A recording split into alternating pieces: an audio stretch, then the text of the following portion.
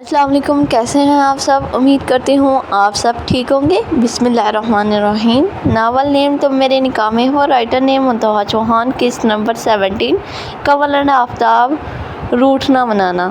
کیا بدتمیزی ہے، چھوڑو میرا ہاتھ، وہ بڑکی، کیوں ڈر لگنے لگا ہے مجھ سے، کہیں محبت تو نہیں ہو گئی؟ کاظم کی بات پہ ایک لمحے کو کے کا دل دھڑکا، لیکن اگلے ہی لمحے وہ غصے سے اپنی کلائی چھڑا گئی۔ بہت خوش فہمی پالنے کی ضرورت نہیں، ہم صرف اچھے دوست تو ہو سکتے ہیں، اس سے زیادہ کچھ نہیں، سمجھے تم؟ اچھے سے باور کرواتی وہ وہاں سے جانے لگی۔ ہم کچھ بھی ہو سکتے ہیں لیکن دوست نہیں ہو سکتے، کمل خان عرف کے بہت اسٹائل سے کہتا وہ وہیں بیٹھا سگریٹ سے لگا گیا، جبکہ کے تو اس کا منہ سے اپنا اصل نام سن کے ہی دنگ رہ گئی۔ اپنے جذبات پہ قابو پاتی وہ کاظم کی جانب مڑی۔ تم میرا نام کیسے؟ کے پسینے آنے لگے۔ میں تو تمہارے بارے میں تم سے بھی زیادہ جانتا ہوں۔ سگریٹ کا کش لیتے دھواں ہوا میں چھوڑتا ایک دکھتی نگاہ اس پہ ڈالی۔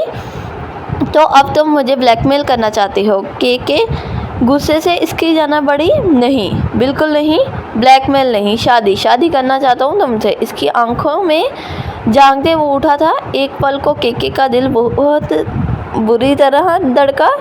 اس ناسان کی آنکھوں میں کیا تھا وہ نہیں سمجھ پا رہی تھی، لیکن اس کا مقصد آفتاب کو حاصل کرنا تھا، کنول سے آفتاب کو چھیننا تھا، اس کا وجود جو اس کے بچپن سے ہی فراموش کر دیا گیا۔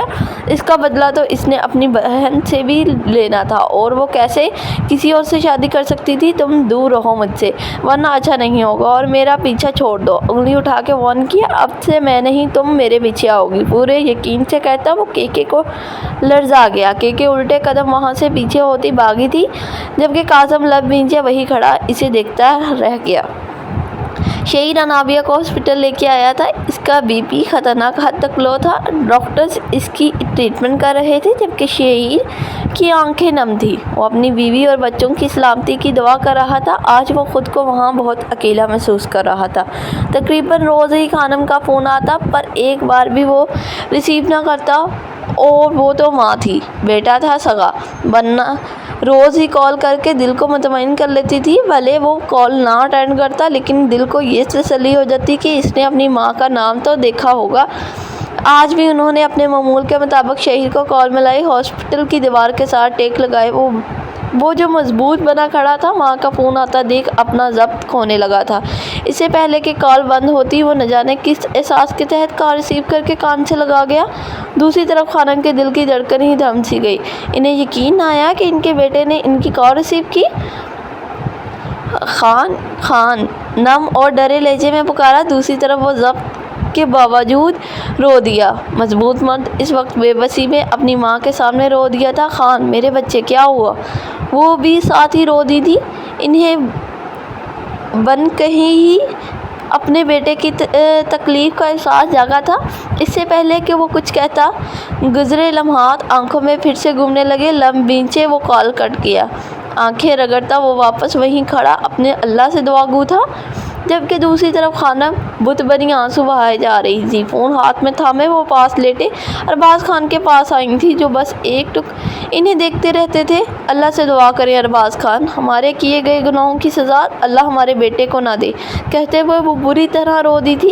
ارباز خان اپنی خانم کا منہ دیکھتے رہ گئے۔ ان کی زبان کو اللہ نے قفل لگا دیا تھا، وہ تو کچھ بول ہی نہیں سکتے تھے، صرف ایک زندہ لاش بن کے رہ گئے تھے۔ اپنے کرموں کا حساب اکثر لوگوں کو اس دنیا میں ہی دینا پڑ جاتا ہے۔ اپنی جوانی اور دولت کے نشے میں انسان انسانیت کے معیار سے گر کے فرعون تو بن جاتا ہے، لیکن اپنا مرنا بھول جاتا ہے، اور ایسی زندگی جو ارباز خان کی تھی وہ موت سے بھی بدتر تھی۔ اسلام آباد کے حدود میں گاڑی کے داخل ہوتے ہی آفتاب کی نظر ساتھ سوئی کنول پہ گئی، جو اس کے کندھے پہ سر ٹکائے گہری نیند میں تھی۔ گاڑی اب خان حویلی کی حدود میں داخل ہو چکی تھی، جو کئی ایکڑ پہ پھیلی ہوئی تھی۔ آفتاب جانتا تھا اس کے آنے کی خبر بی خان حویلی کی بڑی بیگم تک پہنچ گئی ہوگی، لیکن یہاں پرواہ کسے تھی؟ مین گیٹ سے گاڑی اندر ہو رہی تھی۔ گارڈز نے گیٹ اوپن کیا اور گاڑی کے ارد گرد کھڑے ہو گئے۔ آفتاب نے سعدی کو انہیں وہاں سے ہٹنے کا کہا اور کنول کا سر اپنے کندھے سے ہٹاتا وہ اس کی کمر کے گرد بازو باندھ گیا۔ وہ نیند میں تھوڑا سا کسمسائی، اس کی نیند سے بوجھل آنکھیں، ان کا لال اور خمار آلود انداز آفتاب کے دل کی ہارٹ بیٹ کو مس کر گیا۔ تمام گارڈ ہٹ چکے تھے۔ آفتاب نیچے اترتا کنول کو اپنی گود میں بھر چکا تھا۔ کنول نے کھولی آنکھ سے اپنی جنونی کو دیکھا اور مطمئن ہوتی اس کے گلے میں باہیں ڈال اس کے سینے پہ سر ٹکا گئی۔ اس کا یہ اشتیاق بھرا انداز آفتاب کو ہضم نہ ہوا۔ وہ اسے اٹھائے اندر داخل ہوا جہاں صفیہ اپنی بڑی بیگم کے ساتھ اس کا ویلکم کرنے کے لیے موجود تھی۔ یہ اور بات تھی کہ بل دونوں کے ماتھے پہ تھے۔ جانشین، یہ کون ہے؟ باروب آواز میں پوچھتی وہ آفتاب کے چلتے قدم کو روک گئی، ذرا سا رخ پلٹا اور سنجیدہ نظروں سے دادی کو دیکھا۔ میری بیوی، میری شریک حیات، ایک لفظ پہ زور دیتا کہتا وہ کنول کو دل کو بری طرح اپنے دسترس میں لے چکا تھا۔ آنکھیں بند کیے بھی وہ جانتی تھی کہ شخص ہمیشہ اس کی حفاظت کرنے والا ہے۔ خان حویلی میں خان حویلی کی بہو کون بنے گی یہ ہم طے کریں گے۔ بڑی بیگم آج کچھ جا جلال میں ہی تھی۔ ان کی سخت آواز میں کنول کی آفتاب کی شرٹ پہ گرفت سخت ہوئی جسے آفتاب نے بخوبی محسوس کیا۔ آپ سے کس نے کہا کہ یہ خان حویلی کی بہو ہے؟ انہیں کے تیکھے انداز میں دو بدو جواب دیا جانشین، ہم آپ کی دادی حضور ہیں اور آپ کی شادی کا فیصلہ آپ کے بچپن میں ہی ہو چکا ہے۔ آپ کی بیوی اور اس خان حویلی کی بہو یہ صفیہ خانم بنے گی جن کا نام بچپن سے آپ کے نام کے ساتھ جڑ چکا ہے، اور افسوس کہ آپ کی والدہ نے آپ کو اس بارے میں لا علم رکھا۔ بڑی بیگم افسردگی سے بولی۔ آفتاب کی نظریں ان کے ساتھ کھڑی کرب کی مورت بنی صفیہ پہ اٹھیں۔ وہ اس وقت اچھا خاصا جواب دے سکتا تھا، لیکن کنول کے وہاں موجود ہونے پہ وہ فی الحال کے لیے چپ ہی رہ گیا اور کنول کو لیے روم کی جانب بڑھا، جبکہ کنول جب ہمتاً گوش تھی آفتاب کے جواب کو سننے کے لیے، اس کا ارادہ جاننے کے لیے۔ اس یوں چپ چاپ وہاں سے واک آؤٹ ہوتے دیکھ بری طرح دل دھڑکا۔ اس کا مطلب اب وہ صفیہ سے شادی کرے گا اور یہی اس کی سزا ہوگی۔ آفتاب نے اسے بستر پہ لٹایا اور بنا اس کی جانب ایک نظر دیکھے وہ واپس پلٹا۔ کنول کو اس کا یوں اگنور کرنا بری طرح چبھا۔ کہ میری بہن ہے، جڑوا بہن۔ آنسو صاف کرتے کنول نے اسے ساری سچائی بتانے کا فیصلہ کیا۔ آفتاب کے جاتے قدم ایک پل کو تھمے۔ تھوڑی دیر توقف کے بعد ہمت کرتی وہ اٹھی اور آفتاب کے پاس آئی۔ کومل ہے وہ، اور ہم دونوں خان ولا کی بیٹیاں ہیں، اور وہ بدبخت بیٹیاں جنہیں کبھی تسلیم ہی نہیں کیا گیا۔ ہمارے وجود کے چیتھڑے اڑا کے رکھ دیے خان ولا میں رہنے والوں نے۔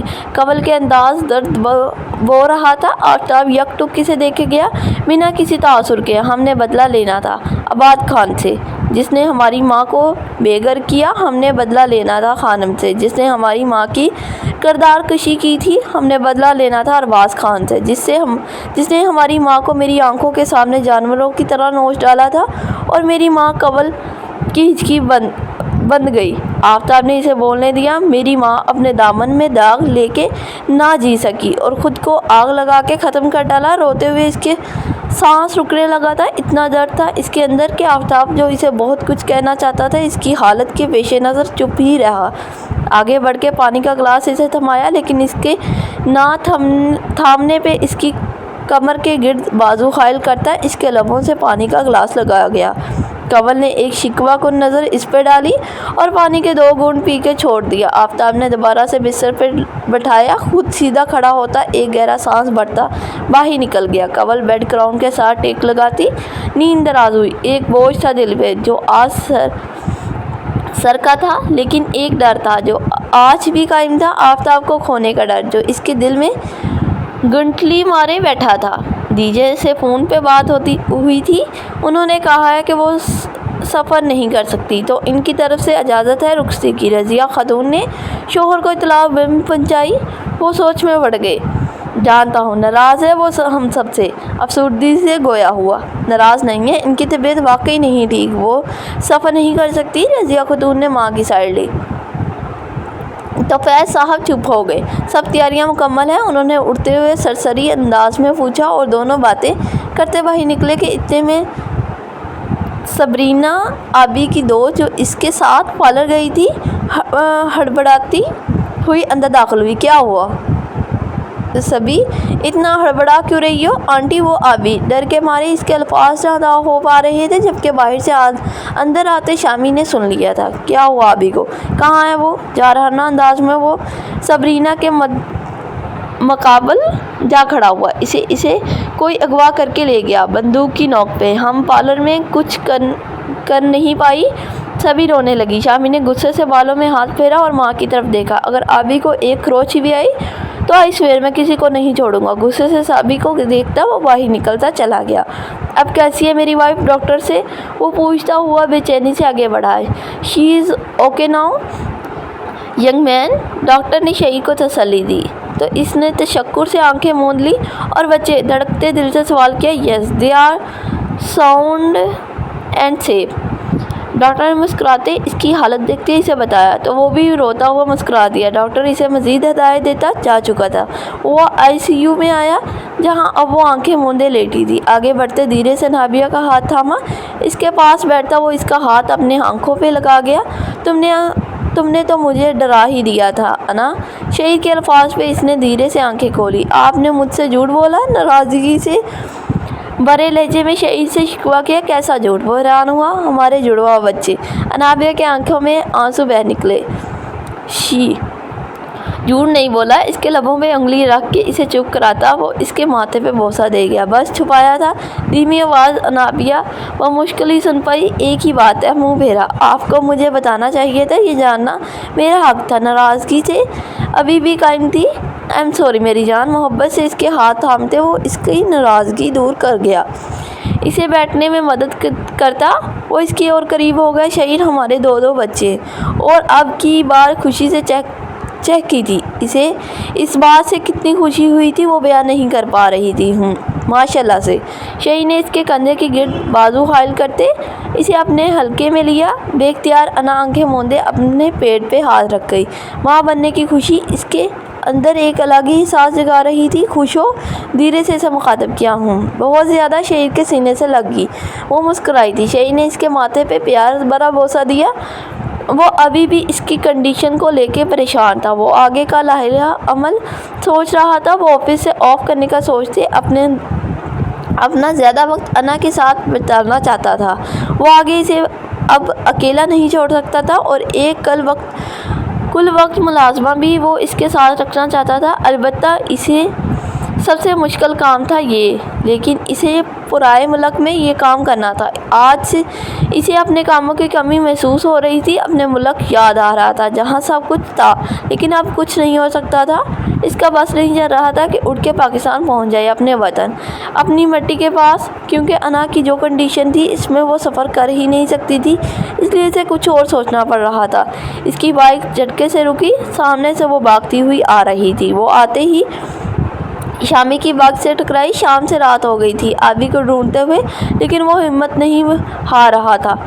हर जगह इसे तलाश कर रहा था।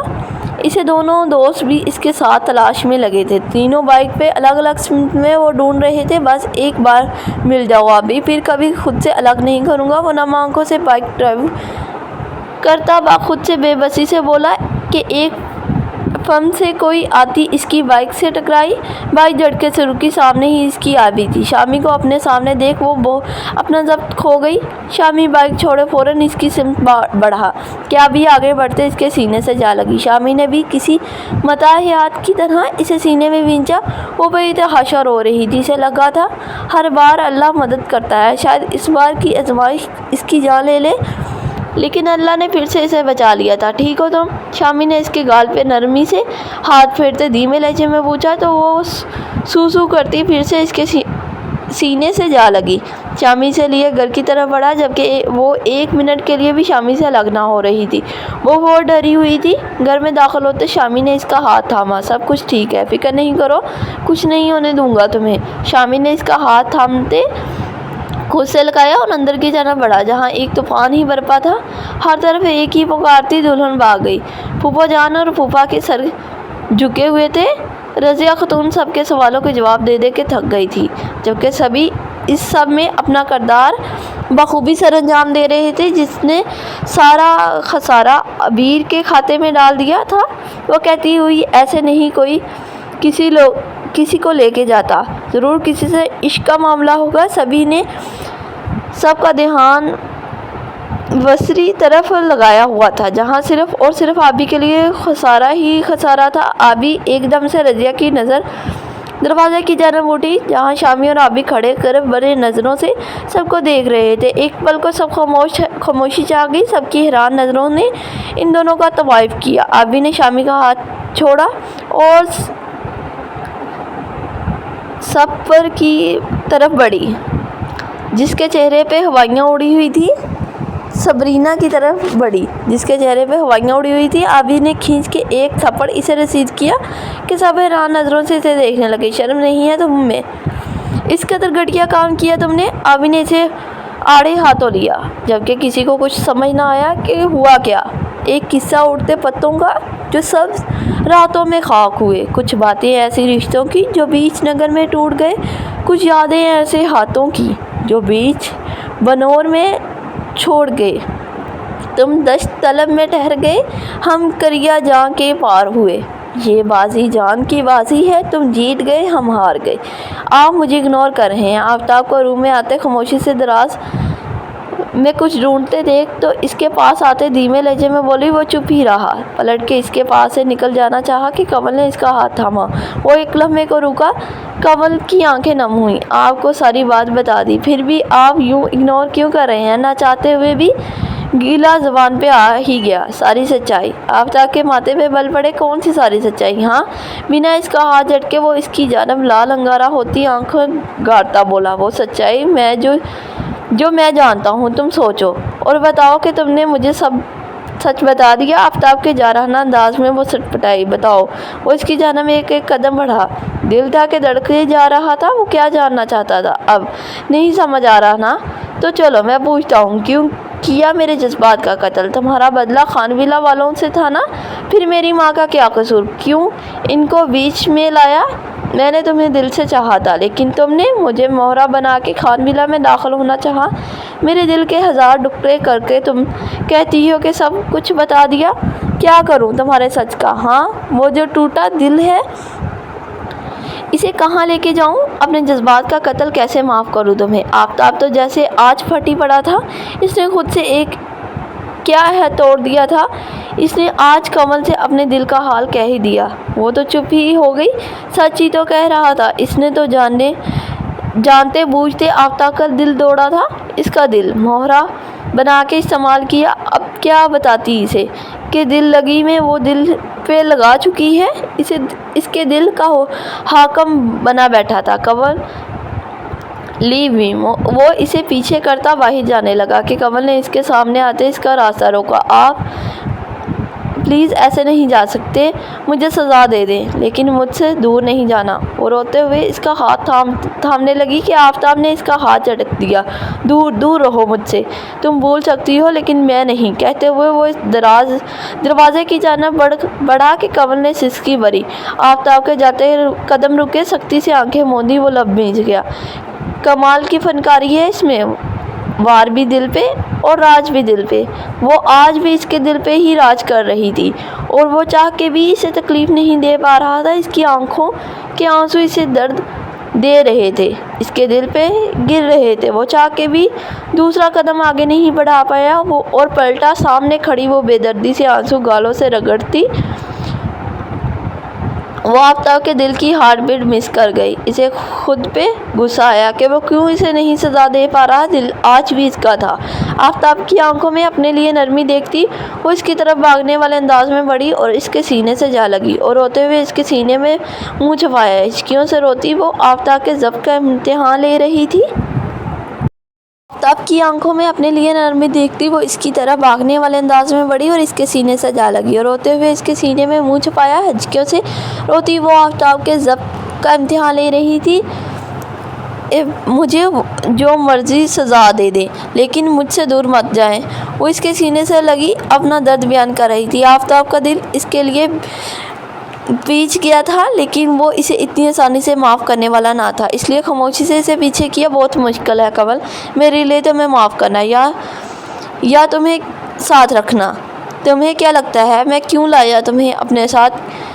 کیوں نہیں کوئی تکلیف دے رہا؟ جانتی ہو وجہ؟ وہی سپاٹ اور کرب والا انداز۔ کنول تو اس کی بات پہ سن ہی رہ گئی۔ مجھ سے پیار، ٹوٹے الفاظ میں کہنا چاہا۔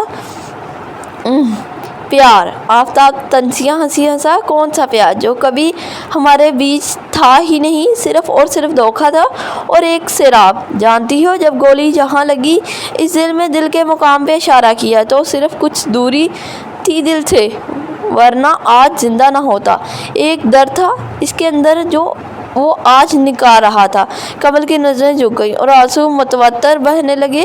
اور اسے ایک لمحے جب میں زمین پہ سدھ ہوتا گرا، تب ایک مغموم سی امید جاگی، شاید تم بھی اس شخص کو چاہتی ہو۔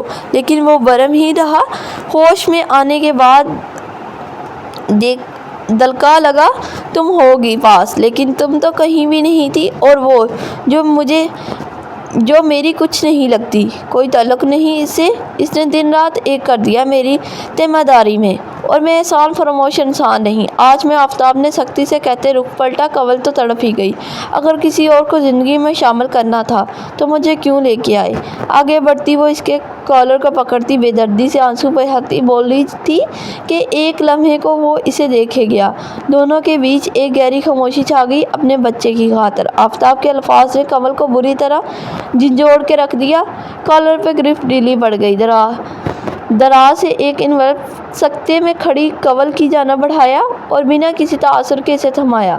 تم جو سزا سے بچی ہو تو صرف میرے بچے کی وجہ سے، جسے میں اس نفرت میں بدلے کی آگ میں نہیں ڈال سکتا۔ اس معصوم کا کیا قصور؟ اسے کیوں سزا ملے؟ آفتاب کی آنکھوں میں بچے کے ذکر پہ بھیگ گئی اور آواز بھی دھیمی ہو گئی۔ ایک بار بچہ اس دنیا میں آ جائے، اس کے بعد تمہیں اپنی زندگی سے ہی نہیں، اس دل سے بھی نکال پھینکوں گا۔ شدت ضبط سے آفتاب کا چہرہ لال ہو گیا تھا۔ آپ کو لگتا ہے یہ اتنا آسان ہے جتنا آپ کہہ رہے ہیں؟ کنول نے اب کی بار بہت سکون سے پوچھا۔ آپ خود کو جانتے ہی کتنا ہے؟ نفی میں سر ہلایا۔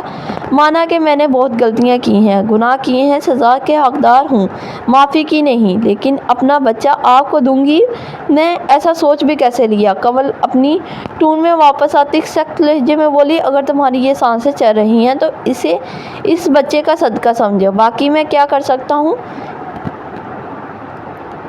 کیا نہیں، یہ اب تمہیں وقت بتائے گا۔ کہتے ہوئے وہ کبرڈ سے کپڑے نکالتا باتھ روم میں گھس گیا، جبکہ کنول نے پھر سے آنسو صاف کیے اور وہیں ایک طرف بیٹھ گئی۔ مطلب میری سوچ صحیح تھی، وہ جان گیا ہے بچے کے بارے میں۔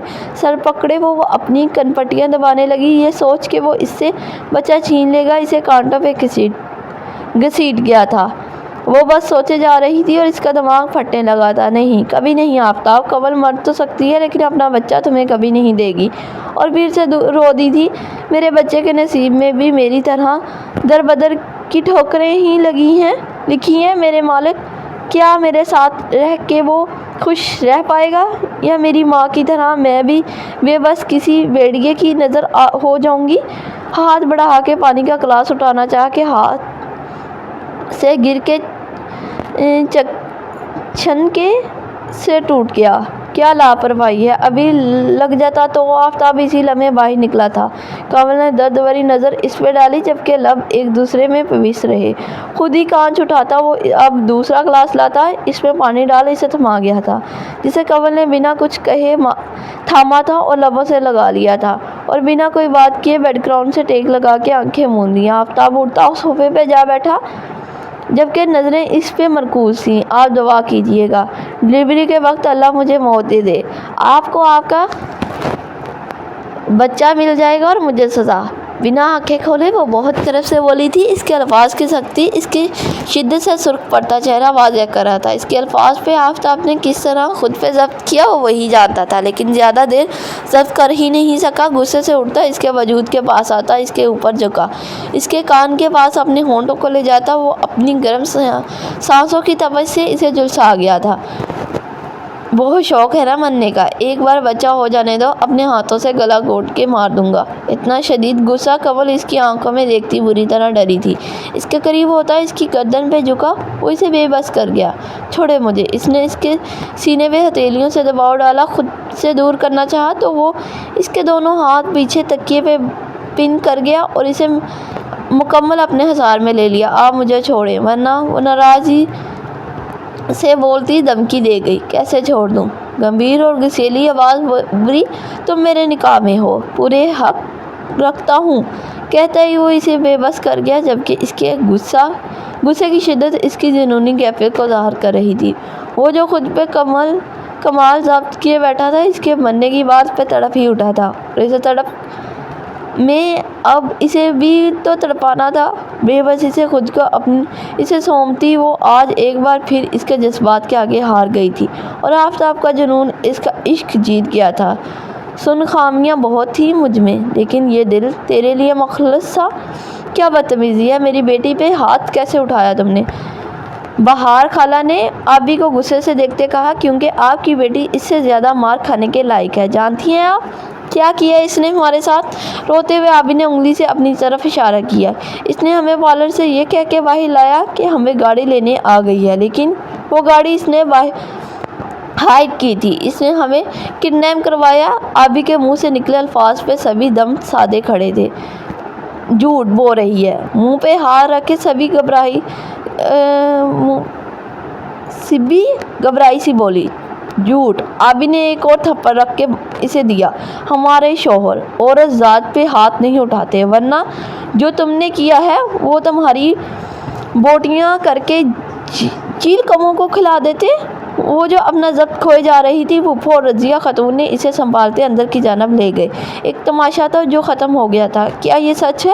سبھی کی اماں نے سختی سے پوچھا۔ کیا اماں جھوٹ بول رہی ہے؟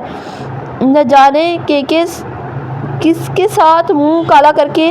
خبردار جو ایک لفظ بھی میری بیوی کے خلاف سے نکلا تو، ورنہ واقعی بوٹی کر دوں گا۔ انگلی اٹھاتا سختی سے کہتا وہ مٹھی بند کر گیا، جبکہ سبھی شامی کی سخت گیر آواز پہ سہم گئی۔ فیض صاحب ڈہ سے گئے تھے، ان کی اولاد کو خوشیاں راس نہ آتی تھی، ہمیشہ ہی کوئی نہ کوئی تکلیف پہلے منہ کھولے ان پہ حملہ کرنے کو تیار بیٹھی ہوتی۔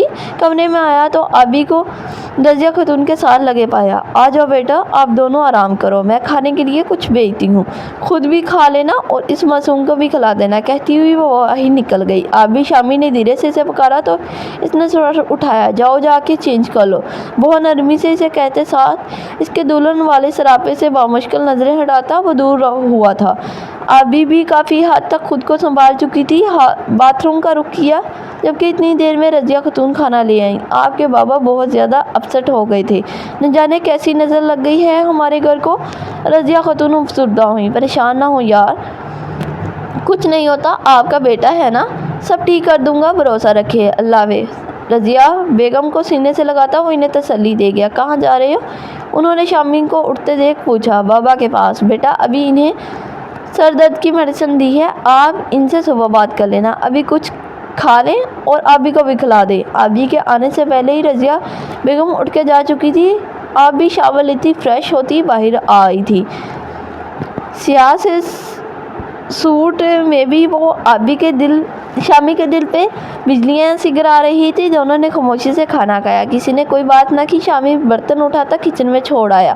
کمرے میں واپس آیا تو آبی کو بستر پہ نیم دراز آنکھیں مندے دیکھ ٹھٹکا۔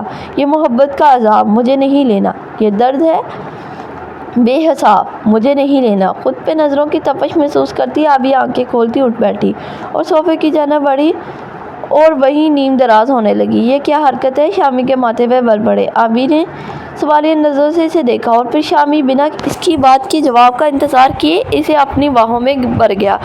وہ حیران اس پل پل بدلتے شخص کو دل دھڑکتے دیکھنے لگی۔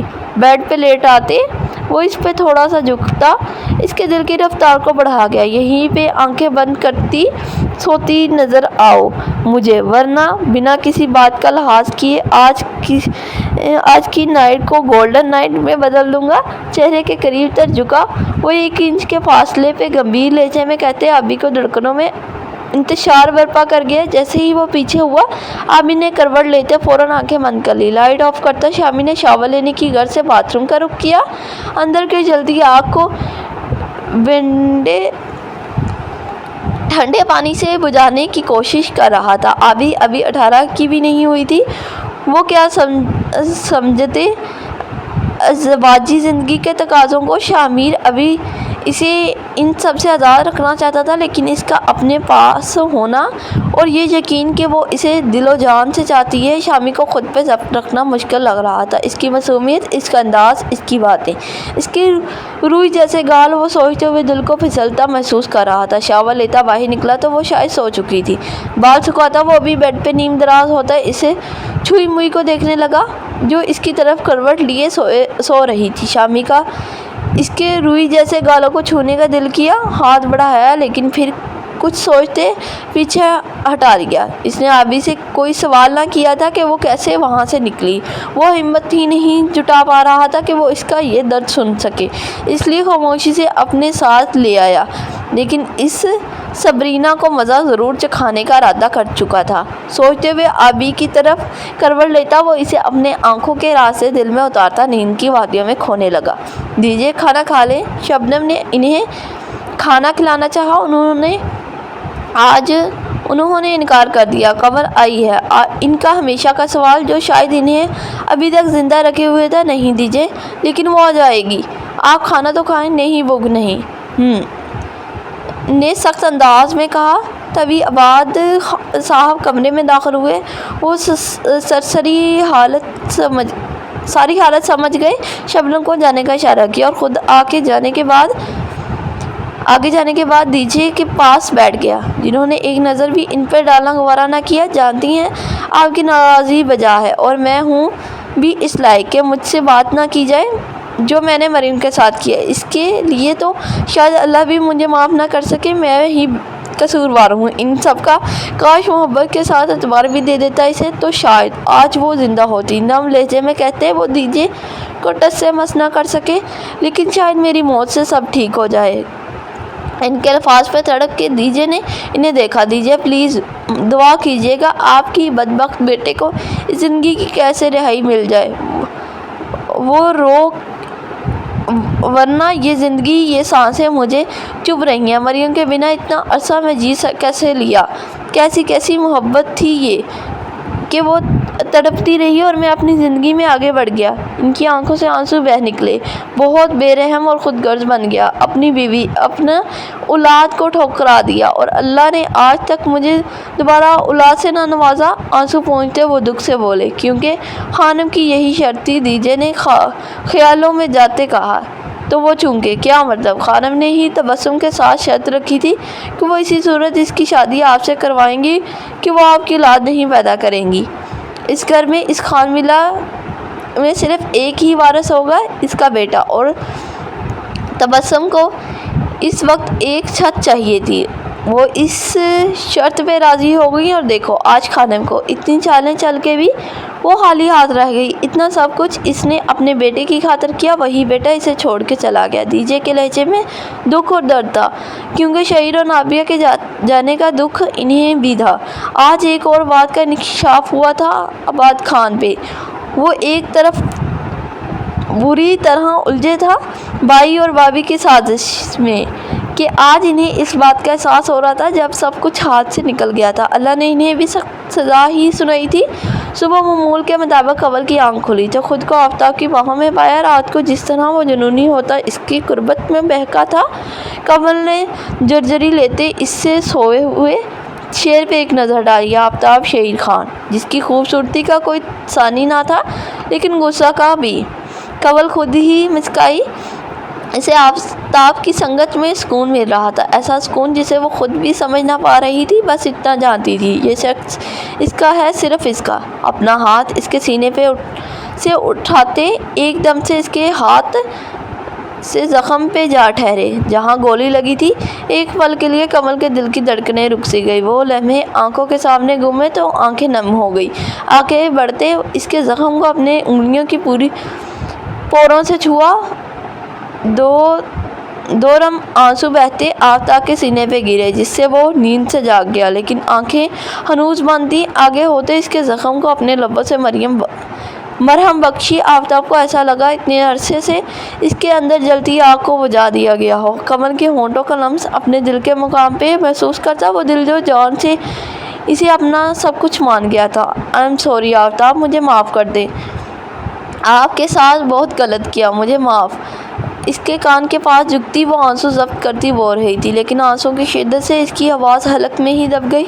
कमल ने इसके माथे पे बिखरे बालों को पीछे धीरे से हटाते अपने लबों की छाप वहाँ छोड़ दी, तो आफ्ताब मज़ीद आंखें बंद ना कर सका।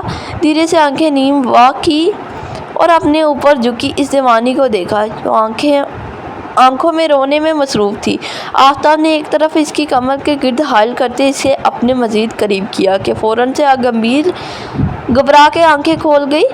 सामने आफ्ताब की खमार आलूद आंखों में देखते इसे अपना दिल फिर से 120 की रफ्तार से बख्ता महसूस हुआ। ऐसे तो कभी माफ़ी नहीं मिलेगी।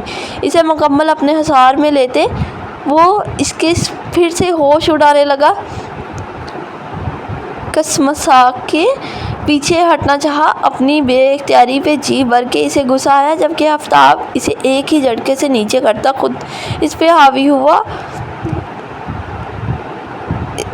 लेकिन इसके अंदाज या सख्ती ना थी।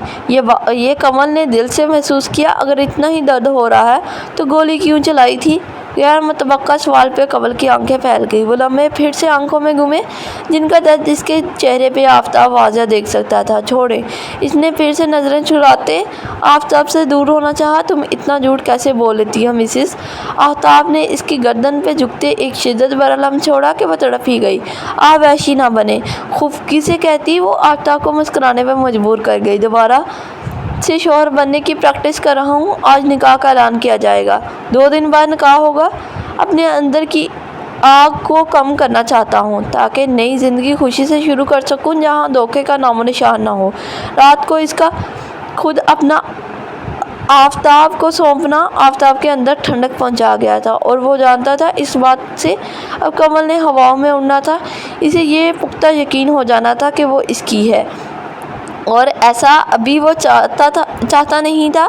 इसलिए इसने इसके दिल की दुनिया ही हिला के रख दी। झटके से इसे अपने ऊपर से हटाती बफरी शेरनी की तरह इसके ऊपर चढ़ बैठी थी। बिना कोई लिहाज किए आफ्ताब की गर्दन पे हाथों की गिरफ्त जमाए वो आफ्ताब को हैरान ही कर गई। मिस्टर आफ्ताब शहीर खान, मुझे कमज़ोर समझने की गलती भूल के भी मत करना। मैं सब कुछ बर्दाश्त कर सकती हूँ, लेकिन शिरकत नहीं। और अगर आपने ऐसा करना का सोचा भी तो याद रखिएगा, हर बार आप मुझ तक पहुँचेंगे तो इस बार ऐसा गायब होंगी कि सारी ज़िंदगी ढूंढ नहीं पाओगे।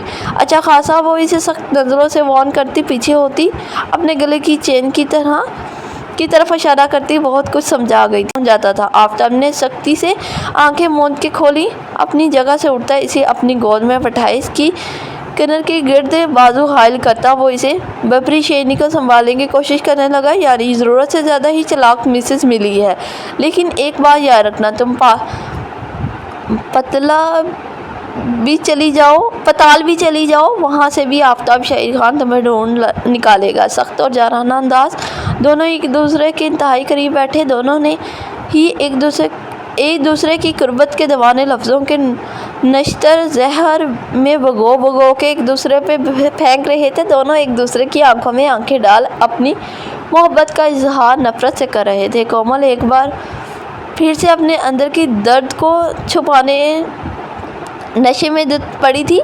होटल में मौजूद एक टेबल के पास बैठते वो ड्रग्स ले रही थी। मैं वो नशे की हालत में ये बोल गई थी, काज़म इसका पीछा करता इस तक पहुंच चुका था।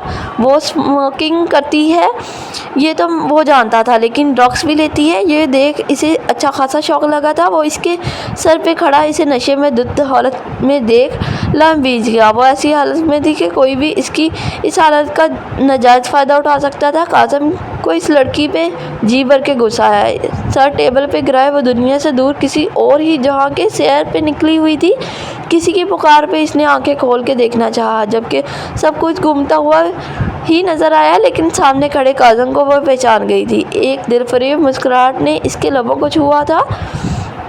तुम आ गई, मुझे पता था तुम ज़रूर आओगे, वो नशे में मस्त हुई होती बोली थी। काज़म ने गुस्सा कंट्रोल करते इसे वहाँ से ज़बरदस्ती उठाया। वो लड़खड़ाई इसकी कमर के गिर्द बाजू हाइल करता इसे गिरने से बचा गया, जबकि वो बहुत दिलफरेब हंसी थी। आफ्ताब इसे क्लब से बाहर निकाल आया था। गाड़ी में बैठाते, गाड़ी को रोड पर डालता, सुनसान गलियों से होता वो इसे अपने ही फ्लैट में लाया था जो करीब ही था। इसको नशे में इधर से उधर लड़खड़ाते हुए देख काज़म ने इसकी अपनी बाहों में उठाया और फ्लैट के अंदर दाखिल हुआ। अंदर ले जाके ज़ोर से इसे सोफे पे पटकने वाले अंदाज में बैठाया और ख़ुद लाइट्स ऑन करने लगा।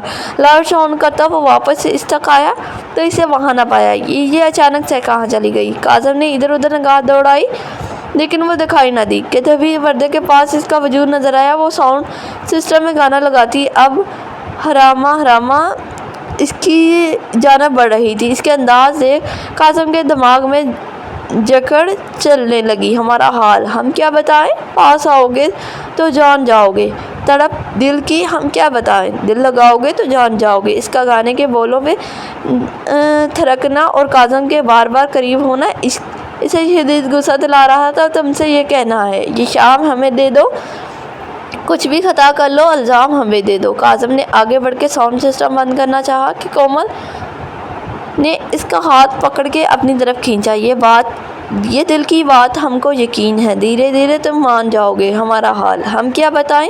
काज़म ने साउंड सिस्टम बंद करते एक ज़ोर का थप्पड़ खींच के कोमल के गाल पर मारा कि वो लड़खड़ाती हुई दूर जा गिरी। काज़म ने बालों में हाथ फेरते अपने गुस्सा कंट्रोल करना चाहा, फिर झटके से आगे बढ़ता इसे बाथरूम की तरफ ले जाते शॉवर ऑन करता।